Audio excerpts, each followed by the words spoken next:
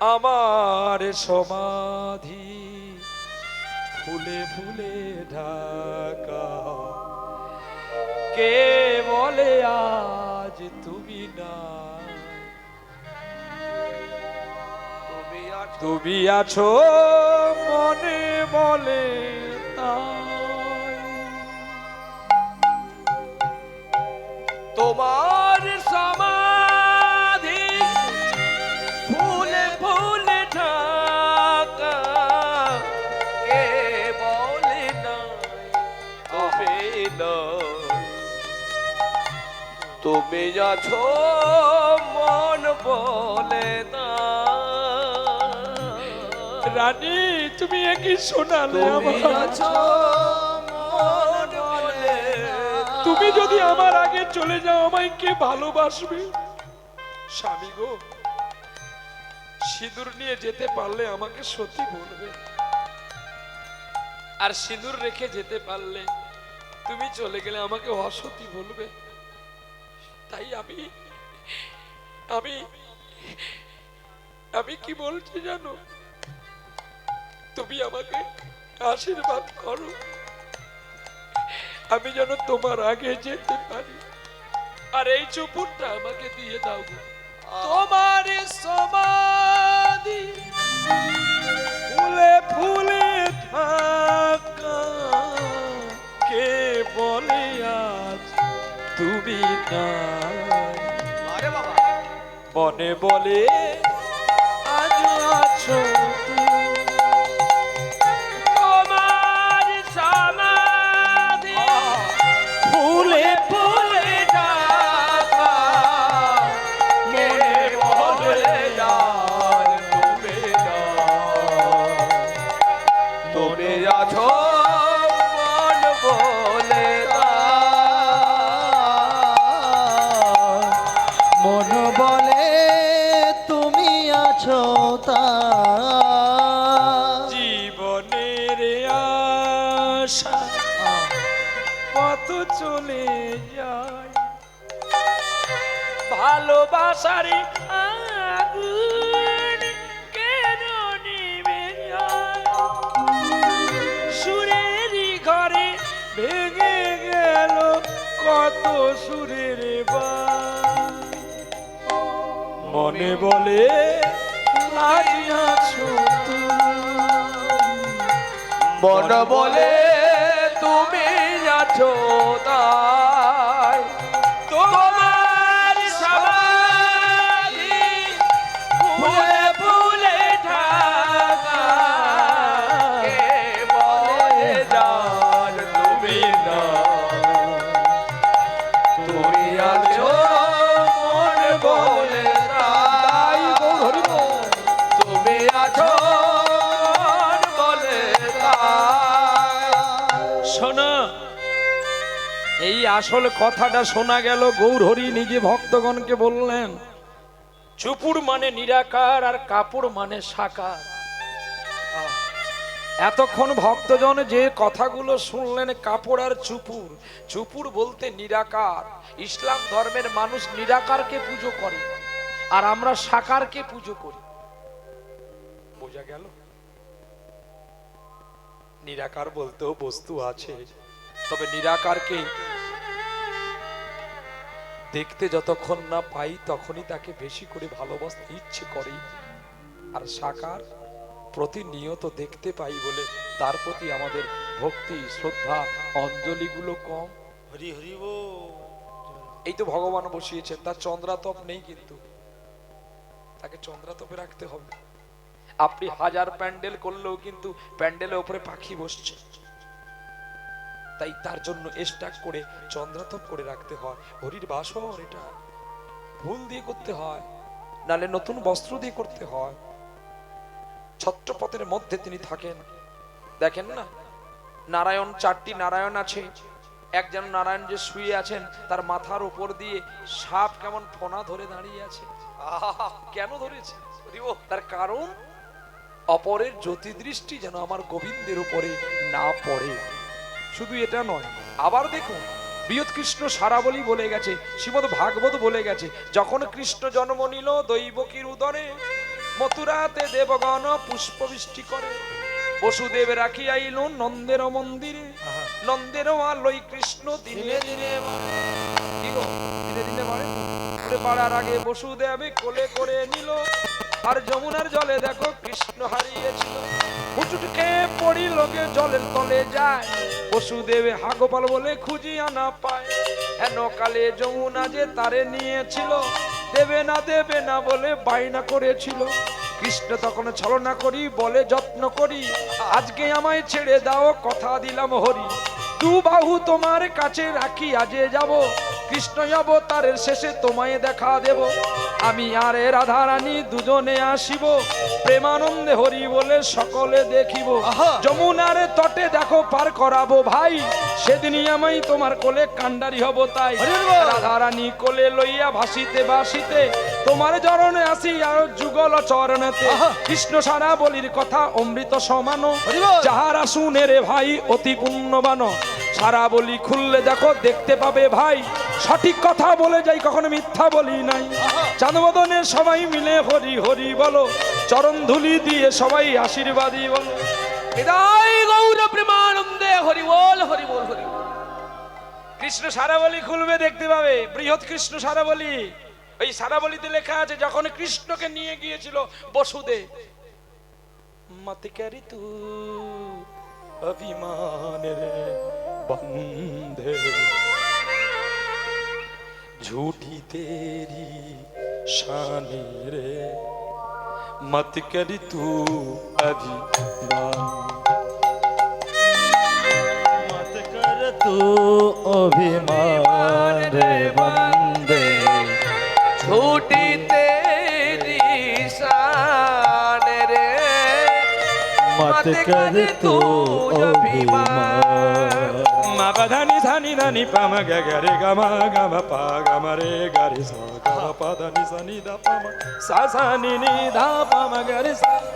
मत कर तू अभिमान रे बंदे, झूठी तेरी शान रे, मत कर तू अभिमान। झूठी काया झूठी माया, ओ तेरा जो हरि गुण गाया। झूठी काया झूठी माया, हरि गुण गाया। ঝুটি কায়া, শুধু ঘুমিয়ে থাকো, গান ধরার সময় হলে গান ধরবে না। ঝুটি কায়া झूठी माया, वो तेरा जो हरि गुण गाया। रहो ना नाम लेके आए रे बंधु, मत कर दो अभिमान, मत कर दो अभिमान रे भाई। झूठी तेरी शान रे, मत कर तू अभिमान। तेरे पास है हीरे मोती, मेरे मन मंदिर में जो। तेरे पास छोटे छोटे, तेरे पास तेरे पास तेरे पास तेरे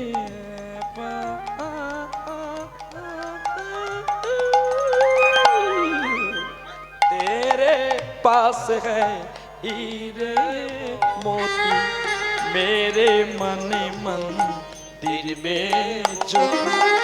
मरने की साथ मेरे आए रे बंधे, मत कर तो अभिमान।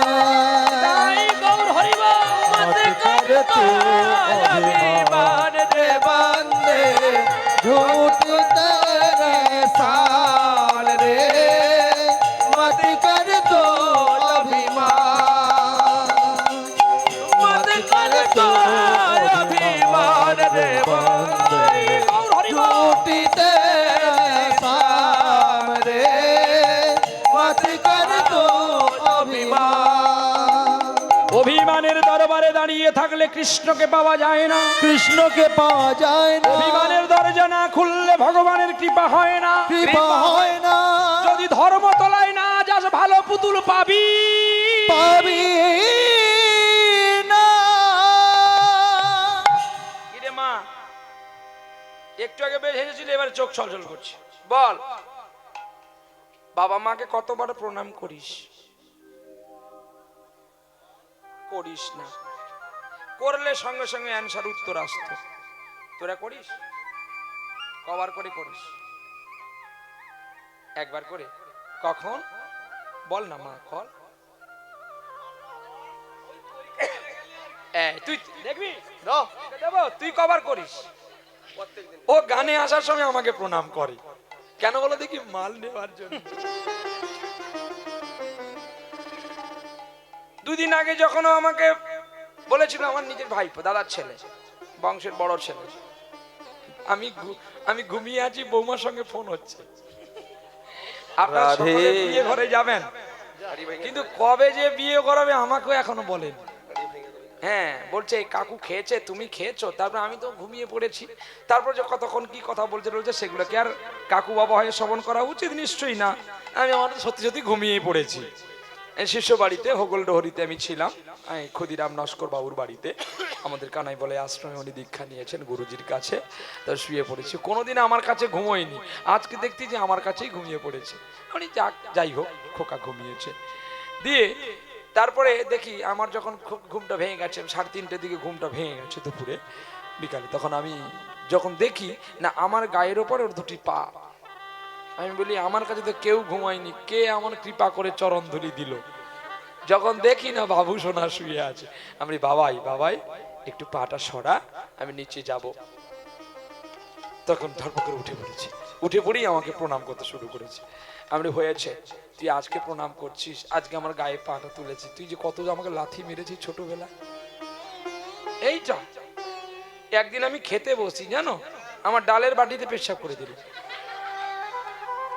আমার মা বলছে খোকা ওগুলো ফেলে দে বাবা, ওটা খেতে নেই। আমি বলছি মা গো, এটাও ঈশ্বরের পরীক্ষা, যে দেখি ও আমার ঘৃণা করে না ফেলে দেয়। আজকে আমাকে বলছে যে তোমার ওই পেচ্ছাপ করা ডালের পয়সা আমি আজকের শো করে দিয়ে দেব। তখন আমি ওকে জড়িয়ে ধরে বলছি, হ্যাঁ তুই পারবি, কিন্তু আমি পারবো না।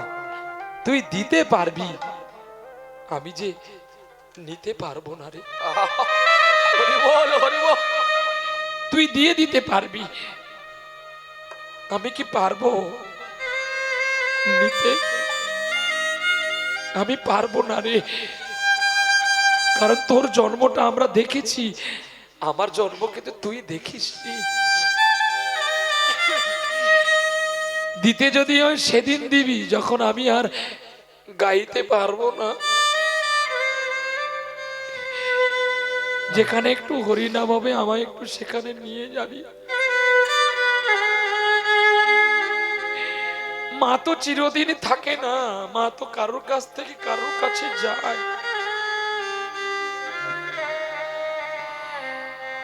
সেদিন না একটু তুই আমাকে কৃষ্ণ নাম শুনিয়ে দিবি।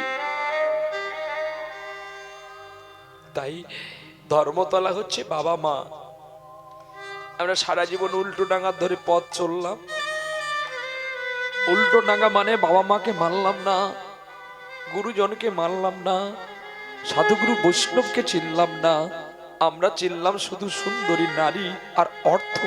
মরীচিকার পেছনে ছুটতে ছুটতে মানিকতলা দিয়ে যাব বলতে বলতে আমরা সারাটা জীবন উল্টো ডাঙা দিয়েই চললাম।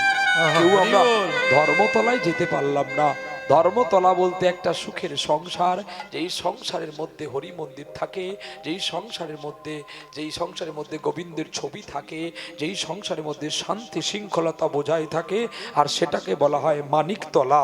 আর মানিকতলায় বসে থাকে আসল মানিক, যেটি হলো বাবা আর মা। তাদের ভজন পূজন করলে আপনাকে আর কোনো মন্দিরে ছুটতে হবে না। না ছুটতে হবে গোপীনাথের মন্দিরে, না ছুটতে হবে নবদ্বীপের গৌরীয় মঠে, না ছুটতে হবে ইস্কন মহারাজের মন্দিরে, না ছুটতে হবে বৃন্দাবন, কাশী, প্রয়াগ, প্রয়াণ, বৃন্দাবন, কোথাও আপনাকে যেতে হবে না। তুমি যতই যাও না মন্দির মসজিদ, যতই করো গঙ্গা স্নান, যদি মা বাবাকে না বাসো ভালো, তোমার হবে না খুশি ভগবান। নিতাই গৌর হরি বল হরি বল। চলো চলো